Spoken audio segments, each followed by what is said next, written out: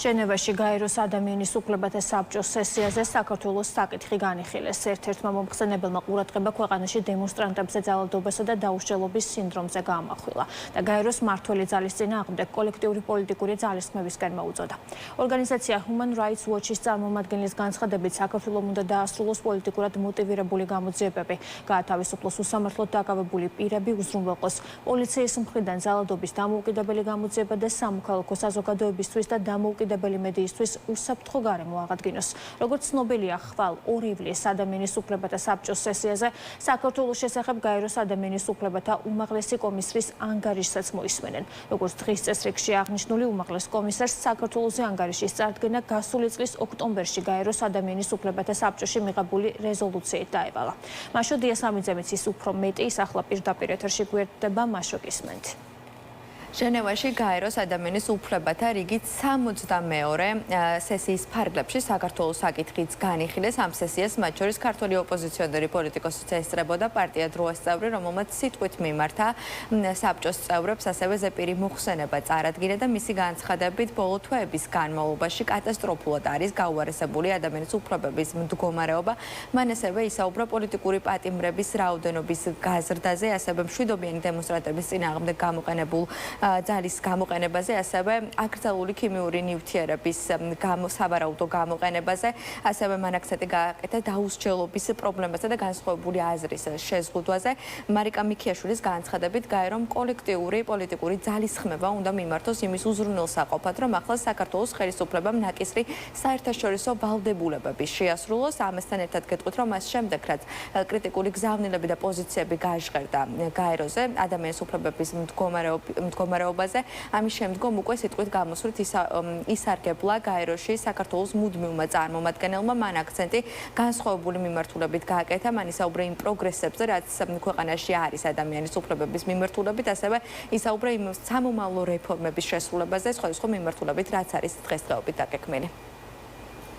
საქართველოში ადამიანის უფლებების მდგომარეობა 2026 წელს ნამდვილ კატასტროფას წარმოადგენს. განსაკუთრებით იმის გათვალისწინებით, თუ რამდენად სწრაფად გაუარესდა ვითარება ბოლო 18 თვის განმავლობაში. ამჟამად ერთ სულ მოსახლეზე გაანგარიშებით საქართველოში რუსეთზე მეტი პოლიტიკური პატიმარია. ეს არის მშვიდობიანი დემონსტრანტების მიმართ სახელმწიფოს მხრიდან განხორციელებულ ძალადობაზე რეაგირების არარსებობის პირდაპირი შედეგი, ასევე განსხვავებული აზრის ჩახშობის მცდელობისა, რაც გამოიხატება ფართო, ხშირად დაუსაბუთებლად მკაცრი კანონმდებლობის მიღებითა და ოპონენტების ფინანსური შევიწროებით. გასულ თვეში გავრცელდა სარწმუნო ბრალდებები მშვიდობიანი დემონსტრანტების წინააღმდეგ აკრძალული ქიმიური ნივთიერებების გამოყენების შესახებ. 2026 წლის მარტში გამოქვეყნებულმა EUTOS მოსკოვის მექანიზმის ანგარიშმაც მიუთითა დანაშაულებზე თითქმის სრული დაუსჯელობის არსებობაზე, რომლებიც ხშირ შემთხვევაში წამების ზღვარსაც კი ცდება. წელს საქართველოში ფართოდ გავრცელდა უკანონო და არაადამიანური პრაქტიკა, როგორიცაა დაკავებულთა გაშიშვლება და ადამიანების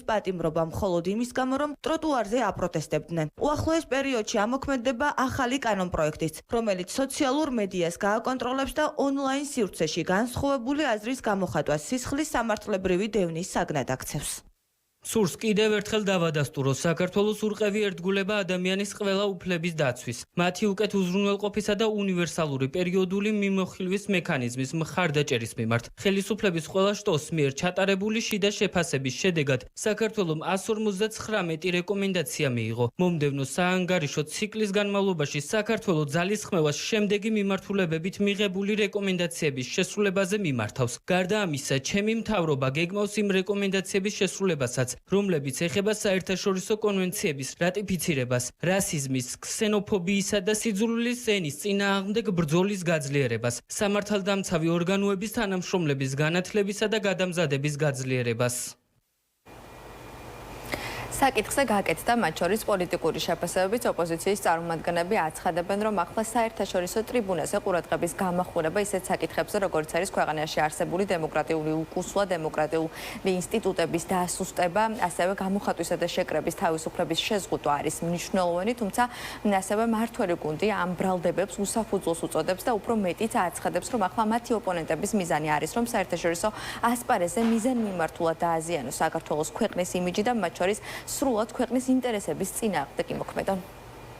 საქართველოში საქმე გვაქვს ადამიანების სისტემურ წამებასთან, ღირსების შემლახავ მოპყრობასთან, დროებითი მოთავსების იზოლატორებში. ეს არის სისტემურად მოძალადე მწამებელი სისტემა, სხვათა შორის ამასთან დაკავშირებით არსებობს უკვე სტრასბურგის ადამიანის უფლებათა ევროპული სასამართლოს გადაწყვეტილება საავადმყოფი საქართველოს წინააღმდეგ, სადაც უბრალოდ პოლიტიკური განაცხადის დონეზე კი არა, იურიდიულად დადასტურებულ ფაქტად არის წარმოჩენილი, რომ საქართველოში არის სისტემური წამება ადამიანებისა და დარწმუნებული ვარ, რომ გაეროს ადამიანის უფლებათა საბჭოზე დეტალურად მოხდება თითოეული ამ მიმართულების განხილვა. ცხადია, როდესაც საერთაშორისო ორგანიზაციების მაღალი ტრიბუნები ეთმობა საქართველოში ადამიანის უფლებების დაღმავალი დინამიკების განხილვას, ეს ქვეყნისთვის კარგი მაჩვენებელი არ არის, ხომ? ეს არის შავი იმიჯი საერთაშორისო პარტნიორებთან, მაგრამ მიუხედავად ამისა, თუ ქართულ ოცნებას ეკნა პოლიტიკური ნება და რეალურად თუ გადადგა ნაბიჯები სიტუაციის გამოსასწორებლად, ცხადია, ჩვენი პარტნიორების დამოკიდებულება ჩვენს ქვეყანაში არსებულ დემოკრატიულ პროცესებზე შეიცვლება. ეს არის როიტყვიან აი დამარცხებულთა სურვილი და მცდელობა, რომ რამენაირად საქართველოს დააზიანონ. მეტი არაფერი აქ ღირებული არ არის. ახლა ხდება კულტივირება საქართველოსი როგორც რაღაცა ესეთი ძიმე სურათი რომ დახატონ. თვითონ ის ფაქტი, რომ ამბობენ, რომ დიალოგი არის ევროპის ერთ-ერთი ასე ვთქვათ მთავარი ფასეულობა, მაგრამ არც ერთხელ ამ დიალოგში საქართველოს ხელისუფლებასთან რეალურად ვერ შემოდიან. რაც შეეხება რადიკალი ოპოზიციონერების მიერ გადმოცემულ ცნობებს და ამით არაობიექტურობით და ტყუილებით გაჯერებულ რაღაცა კონკრეტულ დოკუმენტებს თუ რეცენზიებს, ეს აქამდეც გვსმენია ჩვენ, თუმცა მათ ჩარისფასი არ აქვს. აღსანიშნავია, რომ ბოლო კვირების განმავლობაში საქართველოსთან მიმართებით არაერთი კრიტიკული რეზოლუცია თუ ანგარიში ვიხრეთ, თუმცა ამის მიუხედავად ქართული ოცნება არ ეთანხმება ამ ბრალდებებს, თუმცა ამ ყოველფრის მიუხედავად ოპოზიციაში აცხადებენ, რომ საბოლოოდ აუცილებლად გამოიღებს შედეგს საერთაშორისო პარტნიორების მხრიდან არსებული ზეწოლა, ასევე მაყურებელს ინფორმაციისთვის ვეთქვი, რომ უკვე ხვალ 2 ივნის გაეროში მოისმენენ უკვე ადამიანის უფლებათა უმაღლესი კომისრის ანგარიშს, რომელიც სწორედ საქართველოს მიმართებით იქნება.